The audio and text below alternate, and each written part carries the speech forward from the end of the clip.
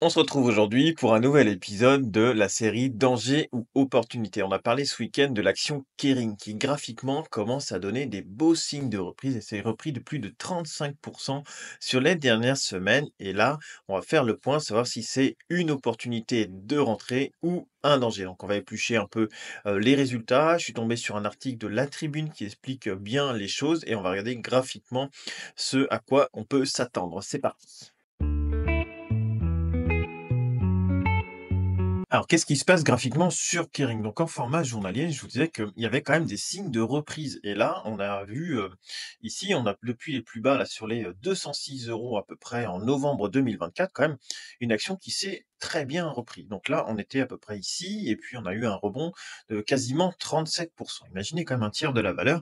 Après, bien sûr, une chute assez énorme, puisque Kering, ça valait tac, tiens, on va reprendre là, hop.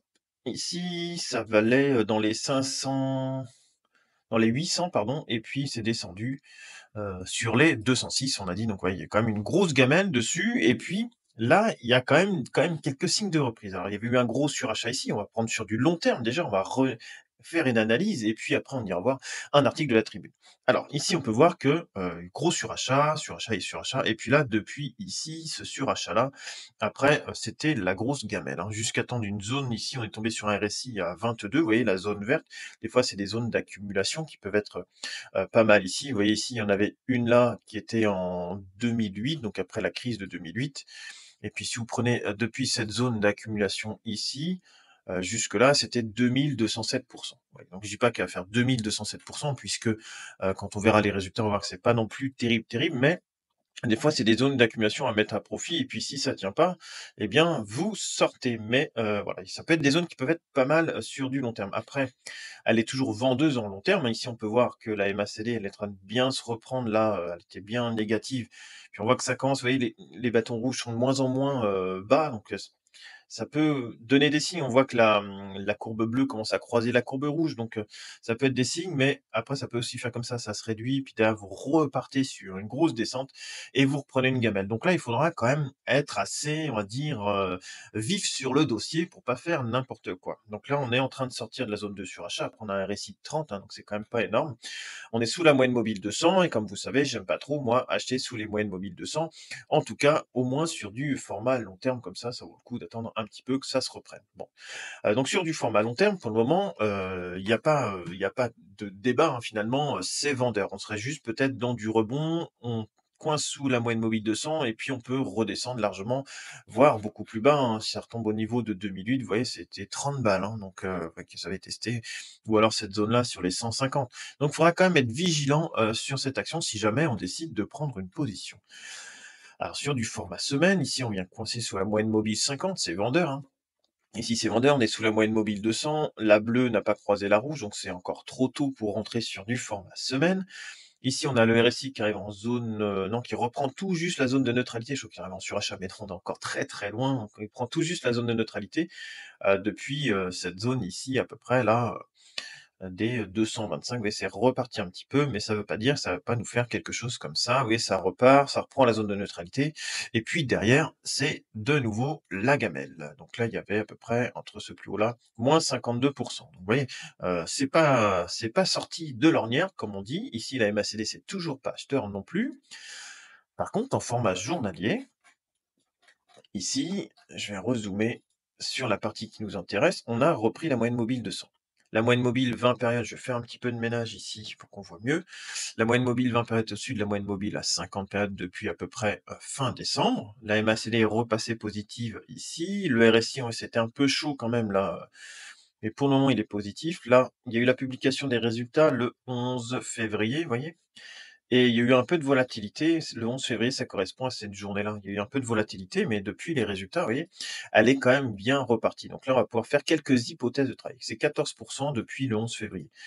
On va pouvoir faire quand même quelques hypothèses de travail. Donc là, sur du format journalier, on commence à avoir des débuts de retournement de tendance. Ça ne veut pas dire que ça va tenir, hein, ça peut très bien un peu faire comme ça, et puis derrière redescendre. Donc il faudra être vigilant.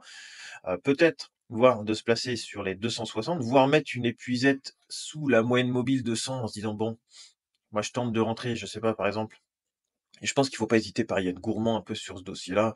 cassez coupez la poire en 2 là, vous dites vers les 250 et puis si ça reprend la moyenne mobile 200 après, eh bien, tant mieux, vous faites déjà un petit gain et puis si ça casse et que vous perdez, 3-4-5 eh bien, vous sortez. Mais dans tous les cas, la position, elle devrait être, pour ma part, hein, infime dans mon portefeuille. Ce sera peut-être 0,1 maximum de mon portefeuille, sur une position hyper spéculative comme ça. Alors on regarde les résultats sur le site La Tribune ici. Vous pouvez aussi avoir les résultats de Kering directement sur le site de Kering. Vous marquez Kering, résultats, 2024 et puis vous tombez, sur le site de Kering qui explique ici. Mais je trouve que l'article que j'ai trouvé, sur La Tribune, ils ont bien bossé et puis, du coup, c'est très bien expliqué. Alors, le 11 février, puis ça a été mis à jour le 12 février, sachant que les résultats ont été le 11. Alors, Kering, le groupe de luxe Kering, a annoncé mardi des ventes en baisse de 12% et un bénéfice net qui s'effondre de 62% en 2024. Bon, déjà, vous avez le ton, vous dites, bon, ok, ça monte, mais c'est toujours pourri, quoi. Ok. Tendance plombée par sa marque phare Gucci qui vient de se séparer de son directeur créatif. Donc le directeur créatif, il n'a pas fait longtemps, je crois qu'il a fait 2 ans de mémoire, et puis là, ils vont le remplacer. Le groupe de luxe français continue toutefois de s'envoler à la bourse de Paris, car malgré une chute des ventes et du bénéfice net, ses résultats annuels ont dépassé les attentes des analystes. Ce qui veut dire que finalement, les analystes s'attendaient à quelque chose de pourri, mais c'est un peu moins pourri que ce qui était prévu. Donc c'est, plutôt positif, voilà, c'est ce qu'ils se disent. Donc vers 9h40, ce mercredi, le titre du groupe gagnait 5,44 à 260 €, voilà. Déjà la veille, l'action avait pris plus, de 5. Là que ça correspond à peu près à notre, à ce qu'on avait vu nous. C'est-à-dire une mauvaise nouvelle devient une bonne nouvelle. Bon. Kering est aussi propriétaire de Saint-Laurent, Balenciaga ou encore Alexander McQueen. Publié un chiffre d'affaires de 4,39 milliards d'euros au titre du dernier trimestre de 2024. Alors, les tendances dans toutes les régions hors Japon s'améliorent séquentiellement, a précisé le groupe. Le repli du chiffre d'affaires trimestriel en données comparables s'avère en ligne avec un consensus visible. Machin. Donc, ok. Donc, en gros, ce qu'ils ont publié, c'est plus ou moins en ligne avec ce qui était attendu. Donc, est-ce que le cours, première hypothèse, est-ce que le cours de Kering n'intègre pas déjà, ces mauvaises nouvelles-là? Est-ce que, la grosse chute qu'il y a eu là n'intègre pas déjà les résultats anticipés d'à peu près moins 50? Première hypothèse, c'est déjà dans le cours et donc là, maintenant, on se projette plutôt, sur une année 2025 qui sera moins pire et donc si elle est moins pire, c'est peut-être un peu mieux et du coup, peut-être un rebond de l'action. Première hypothèse. Alors le départ du on était rendu où? Ces résultats en berne ne sont pas une surprise. Dès le premier semestre, Kering affichait un bénéfice net divisé par 2 à 870 millions d'euros et puis, un chiffre d'affaires en recul de 11 sur un an à 9 milliards d'euros. OK. Et qu'est-ce qu'il dit le PDG? Il dit: «Nos efforts doivent rester soutenus et nous sommes confiants d'avoir amené Kering à un point de stabilisation à partir duquel nous reprendrons progressivement notre trajectoire de croissance». Donc finalement, je pense que c'est ça qui a acheté. C'est, cette partie où c'était bien la grosse gamelle et puis là, ils font toujours des efforts et puis ils ont trouvé un point de stabilisation à moins 50 de chiffre d'affaires. Est-ce que c'est un point de stabilisation? Je sais pas trop, mais bon, voilà. C'est pour eux, ils ont trouvé un point de stabilisation. Alors, est-ce qu'ils mettent une rustine en se disant: «Bon, on va dire ça, puis finalement, peut-être que ça va être bien, puis ça nous donne du temps», c'est possible aussi, pour pas que le cours il s'effondre de trop, mais bon, à voir. À cette tendance morose s'est ajoutée la récente annonce du départ de Sabato De Sarno, qui n'aura passé que 2 ans à la direction artistique de Gucci. Donc voilà, visiblement ça fonctionnait pas avec lui, donc ils prennent aussi des décisions, soit il part de lui-même, soit, on l'a un peu poussé à partir, c'est possible, hein. Après il y a un ralentissement mondial du marché du luxe, mais ça on le voit aussi sur LVMH. Après il y a quand même Hermès qui, elle, fonctionne, bat des records tout le temps et donc, voilà, c'est je pense qu'il y a, les unes et les autres. LVMH a pris une petite gamelle, Hermès est sur les plus hauts, voilà et puis, Kering c'était, le mauvais élève du groupe. Alors que Gucci représentait près de la moitié du chiffre d'affaires de Kering et générait 2 tiers de son bénéfice opérationnel, ses ventes ont chuté de 6. Donc ouais, c'est pas terrible, terrible. Sur les 9 premiers mois de l'année, les ventes de Gucci ont plongé de 22. OK, donc ouais, il y a pas vraiment de bonnes nouvelles. Après, ce qu'ils ont fait, c'est pour renforcer la trésorerie, ils ont vendu des actifs immobiliers visiblement, pour une valeur de 837 millions d'euros à Paris. Donc là, ça veut dire que, on est en train de vendre des actifs, pour, rembourser du passif, quoi. Donc c'est pas top, hein. Généralement, ces actifs immobiliers-là, ils sont là pour faire une valeur du groupe et puis on est en train de les vendre et peut-être que cet immobilier-là, rapportait de l'argent ou au moins, faisait un patrimoine pour, cette société-là. Donc c'est pas forcément non plus une bonne nouvelle de revendre, cette partie-là des immeubles Place Vendôme, 2 immeubles, avenue Montaigne à Paris et l'immeuble de Nocé, donc l'immeuble de Nocé Place Vendôme, pardon. Oui, ça revend, des actifs pour finalement renflouer de la trésorerie. Après il faut le faire, hein, quand ça marche pas, il faut le faire, mais, c'est quand même pas des signaux qui sont hyper positifs. Et puis les autres marques du groupe, là, ils nous disent aussi, que c'est un petit peu, à la peine avec un recul de 10 des ventes et qu'il y en a qu'une, c'est Bottega, Veneta qui semble tirer son épingle du jeu avec des ventes en hausse de 2 sur les 9 premiers mois de l'année. Bon, alors avec tout ça, il y a 2 solutions. Soit, on a dit, première solution, c'est, déjà intégré dans le cours et puis on se projette sur une année 2025 qui peut être mieux et donc du coup, il y a des malins qui commencent à se placer ou des gens qui ont quand même quelques infos qui se placent pour, être dans le train, prendre un ticket de train et puis éventuellement, prendre une belle hausse dans l'année puisque si jamais ça publie de bons résultats ou en tout cas une reprise, un peu positive l'année prochaine sur Kering, eh bien, les gens qui sont dans le train auront déjà profité de la hausse. Voilà. Il faut savoir aussi que le dividende a été, raboté, pas mal, mais après, moi j'achète jamais un dividende, mais c'est pas un bon signal pour les actionnaires généralement quand on, réduit ou quand on coupe le dividende. Donc là, il est réduit, mais c'est pas forcément un bon signal. Après, il faut le faire, hein, sur une société qui gagne moins d'argent et il est normal que si vous divisez votre chiffre d'affaires par 2, finalement, eh bien, votre dividende soit divisé par 2. Si vous rentrez moins d'argent, il est normal qu'un retour aux actionnaires qui soit moins élevé, sinon ça peut pas tenir. Vous pouvez pas augmenter votre dividende et puis en même temps perdre de l'argent. Ça marche pas. Enfin, à terme, c'est pas bon. Donc pour moi, réduire un dividende, quand une société, passe une période difficile, je trouve pas ça incohérent, si vous voulez. Je trouve pas ça incohérent. C'est moins je trouve moins bête que de le maintenir envers et contre tout, histoire de faire un dividende aristocrate ou ce que vous voulez.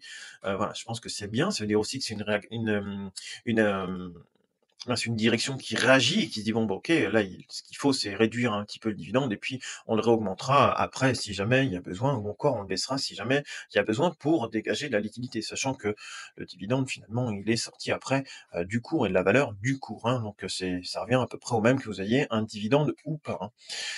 Donc voilà et puis, donc ça, c'était la première hypothèse. La deuxième hypothèse, on est sur un rebond et puis, on profite justement de cette nouvelle-là pour faire monter le cours et puis derrière, il y a un gros, sell-off et puis derrière, ça repart à la baisse, voilà. C'est-à-dire que, vu les résultats, certains vont faire monter le cours pour ensuite, vendre plus cher. Voilà, si vous revendez là, vous revendez par exemple, plutôt que de revendre vos actions parce que vous êtes un gros investisseur, vous revendez au lieu de revendre vos actions à 200 parce que c'est en train de chuter, bah là, déjà, vous les revendez sur les 280, vous les revendez 35 à 40 plus cher. Donc ça peut monter encore et puis finalement derrière, chuter et puis, bah, quand vous rentrez là, derrière, vous prenez une gamelle si vous n'avez pas de stop et ça, c'est aussi probable. C'est-à-dire que ce soit plutôt un point de sortie qu'un point d'entrée. Voilà, ça, c'est la deuxième hypothèse que moi, je vois. Voilà, soit une projection, soit, un point de sortie pour ceux qui sont coincés dessus. Maintenant, tout n'est pas foutu, hein, comme on dit et là, on pourrait très bien, tenter. Si mettons, on a envie de faire une position sur du trading, comment on peut la gérer celle-là? Et c'est là qu'on va regarder, on va parler un petit peu de risque et de risque de portefeuille. Donc sur une action comme ça, je pense qu'on en conviendra, il faut pas mettre 50 de son portefeuille en se disant: «Ça peut que monter, c'est reparti, ça monte». Non. Les résultats de l'entreprise ne sont pas bons, les perspectives, on change de directeur, artistique, des choses comme ça. Bon, c'est pas forcément, au niveau du style, ça peut changer, ils vont fermer des magasins, ils vont recentrer des choses, donc ça veut dire que c'est pas encore sorti, de l'ornière. OK? Donc la position doit être adaptée au risque. Pour moi, le risque, il est élevé.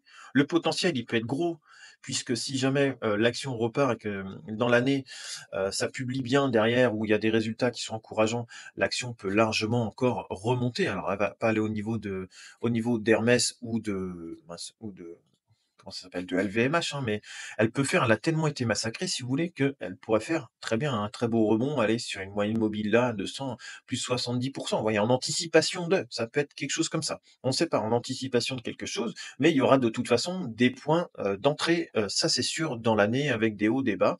Sachant que là, le CAC 40, il est à 1 de ses plus hauts. Donc je pense que cette action-là, elle en a également profité. Quand le CAC va souffler, est-ce que ce serait pas peut-être une occasion, justement, si on croit en cette action-là, de rentrer sur un coup de panique en mettant, une épuisette, par là, quoi, par exemple ici. Bah, par exemple, ici, vous tentez la moyenne mobile 50 et puis si ça casse, bah, vous sortez. Ou autrement, on retente sur les 208 pour les plus patients, sur un gros coup de panique éventuellement. Ça veut dire qu'on casse un peu la tendance, ça veut dire qu'on casserait la tendance, on va dire, court terme, journalière, parce que si on revient ici, clairement la tendance elle est cassée, hein. C'est-à-dire que là, on serait sous la moyenne mobile 200, la bleue recroiserait la rouge, le RSI, il prendrait une gamelle, il serait en vendeur ici, forcément sous la zone de neutralité, et puis la MACD serait également sous le zéro. On serait fin de la tendance haussière, et on pourra jouer quoi? Soit un rebond après, ok, on vient retester les 200, et puis on tente le rebond derrière pour aller faire un rebond comme on a fait un petit peu là, avec des résultats. Donc là, on décalerait déjà d'une année quasiment à l'entrée en position, ou autrement, tenter voilà, une épuisette par là, ou vers la moyenne mobile 200, mais vous avez quand même des chances que, ça casse un petit peu derrière. Alors voilà, soit ou une entrée, en 2 entrées par exemple, vous faites une entrée fractionnée, par exemple vers la moyenne mobile 200 là, sur les 265, une deuxième épuisée sur la 248 et puis ça si ça tient pas, eh bien vous sortez avec une position, je le rappelle, qui va être mesurée puisque c'est une action qui est quand même très risquée.